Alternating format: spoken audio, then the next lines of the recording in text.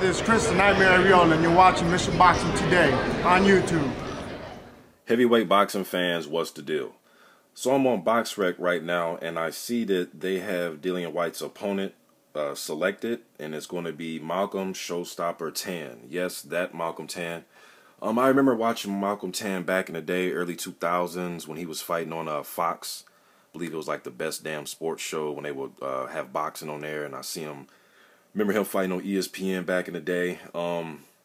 Tann had recently just came back as of last year. He had been out for 9 years.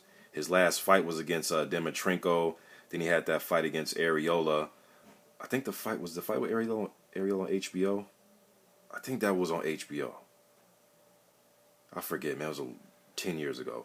But anyways, Tann was one of the up-and-coming hopeful prospects way back in the day, like 2003, 2004, way back then. But anyways, he had came back last year, and he beat undefeated prospect Nick Asbury. Nick Asbury is a guy. You guys can check out my heavyweight prospect playlist. I have like 80 prospects that I've covered over the last year, heavyweights on there. And he's one of the guys that I highlighted at the time. He was 9-0. Nick was somebody that was in the Tyson Fury camp, getting Fury ready for that first Klitschko fight when he sprang the upset against Klitschko. Nick Asbury was in that camp, Huey Fury obviously, and another American undefeated prospect, Cassius Chaney. So he was a part of that camp, and Tann came back from being out the ring for, at that time when he fought Nick, 8 years, you know what I mean, and he sprang the upset, he stopped Nick Asbury. And then Tann came back a few months ago, and I did a post-fight video to this fight also. I did the Nick Asbury post-fight, is on my channel, and I did a post-fight to the Sergey Kuzmin fight.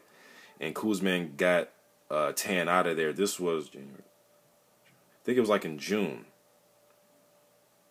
I believe that fight was in June. But Tann, to his credit, although he's creeping up in age a little bit, he was in shape. I will say that. He did come in around 235 for those fights with Asbury and Kuzmin. Back in his heyday, he was fighting around about 235, so he came in shape. Legs looked a little bit old when he was getting tagged with some punches. And Kuzmin is another prospect, Russian prospect, that I've done a video about. Y'all go check out that heavyweight prospect playlist, man. I've covered a lot of prospects on my channel. But yeah, so now he's getting there with Dillian Whyte, and that's what they have on the schedule here on BoxRec, man. So yeah, Tann had been out the ring for 8-9 years, and then he made a comeback last year, and he's 1-1 on his comeback trail. He beat Nick Asbury, who was undefeated, and he undefeated prospect, and he beat Kuzmin, who was an undefeated prospect. I know Dillian Whyte was going to be in an 8-rounder, a stay busy, warm up, shake the rust off, however you want to call it, type of fight coming over here to America. It's just I was getting confused a little bit because Eddie Hearn was saying he's coming to make a splash, and I don't know if it's just a cultural thing over here. I don't know. To me, make a splash means like you're fighting somebody of note, not necessarily a big fight, but just somebody of note a little bit. But I don't know. It really doesn't even matter at this point, man. That's who he's fighting, is Malcolm Tann. Curious to see if they will have this fight televised. I would love to see Dillian Whyte fight, man. He's one of my favorite heavyweights to watch, man. Him, and not necessarily the best heavyweights, but to watch. I like the shit talking. I like his style of fighting. He's right up there with Jarrell Miller, man, as far as guys that I like to watch. So, yeah, that's who he'll be fighting. And also on that card, remember, you got Bryant Jennings taking on Daniel Martz also. So, yeah, that's what they got, man. Dillian Whyte versus Malcolm Showstopper Tann. You guys let me know what you think in the comment section. I'm out.